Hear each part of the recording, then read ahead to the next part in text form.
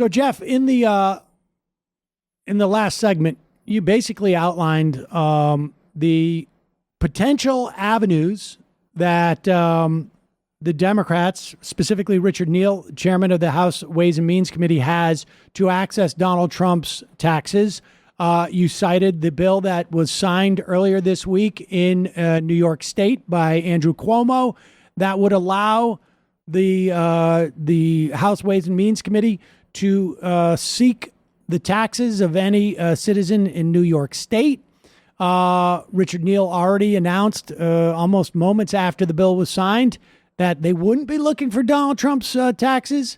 Meanwhile, they filed a suit. It's been a long time coming, and they don't seem to be so far too aggressive in the pursuit of getting that suit resolved anytime soon.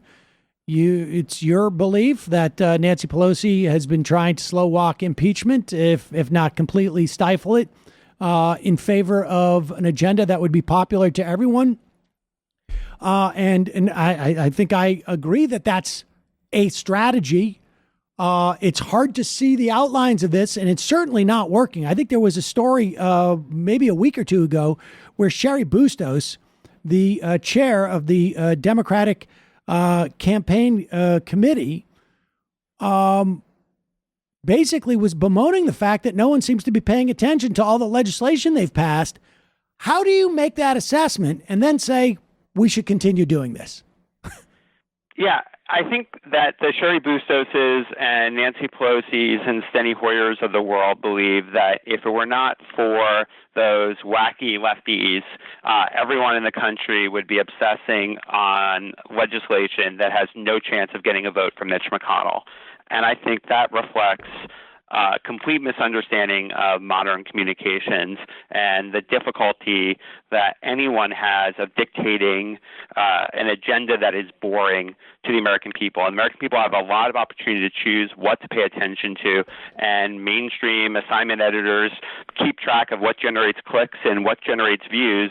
And I very much support the imminent vote on increasing the minimum wage to $15 over the next several years, and would support it passing and expect it's going to generate very little attention because no one thinks Mitch McConnell is going to allow a vote on it. And I think Bustos blames, and the others blame that on AOC and Ilhan Omar and others on the left. And I think that is a crazy view of modern communications. And it's really worrisome that the person who's in charge of the Democratic Congressional Campaign Committee has so little understanding of communications, being as communications is the key way candidates do or do not win elections. So you would want to put in charge of a campaign committee someone who understands politics and campaigns. Unfortunately, the Democrats have failed to do so. So it's really worrisome. It's really worrisome. And I mean, I guess on some level, I wonder if this isn't I wonder if it's a function of simply getting your chops in a different era or what. It doesn't even strike me as ideological, their inability to sort of sense what is working. Like you say, it's a communications failure, and that transcends, it seems to me, ideology. We just have about 4 or 5 minutes left here, but I want you to just outline what you see, at least if there was vigorous oversight, which there also seems to be fairly anemic. If there were hearings, how would we dovetail that into a 2020 strategy? So I look at the House Education and Labor Committee and the House Ways and Means Committee as two of the paradigmatic examples of committees that have incredibly interesting oversight issues before them, which could be very relevant to kitchen table issues. The House Education and Labor Committee has supervision of the Education Department, which, if you might recall, is led by Betsy DeVos, one of the most risible, corrupt, incompetent, and representative members of the Trump administration.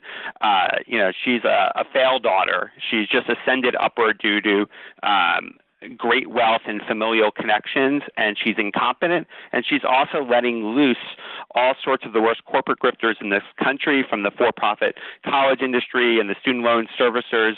These are just genuinely malevolent forces who suck dry earnest students' financial livelihoods, and they do so in a manner that is replete with fraud and abuse.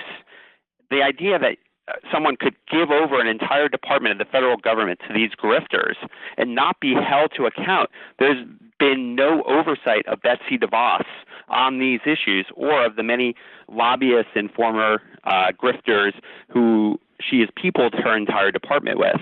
That would make for dynamic television. There would be clips shared all over if you were to make Betsy DeVos answer for her sins, and the committee has not done that. Similarly, the Ways and Means Committee has the ability not only to go after Trump's tax returns, but to go after the tax returns of all the many companies which are not paying taxes, which is the type of issue that, forces the tax burden down to the middle class and working class Americans. And that's the type of thing that gets people's blood boiling. It's a kitchen table issue. The House Ways and Means Committee also has oversight over Medicare. And aspects of pharmaceutical companies. So we could be seeing really populist, really kitchen table, personal economic focused oversight, which connected the corruption of the Trump administration's senior officials to the real lives of Americans across the country. And that would be populist, it would be good economics, and it would be good politics. And I don't know why it's not occurring. I mean, all right, I'm going to ask you to, we only got about 90 seconds left, but can you speculate? It seems to me if Nancy Pelosi's agenda was to have no impeachment, going after Betsy DeVos and going after other people would at least give you some sense of we're doing something.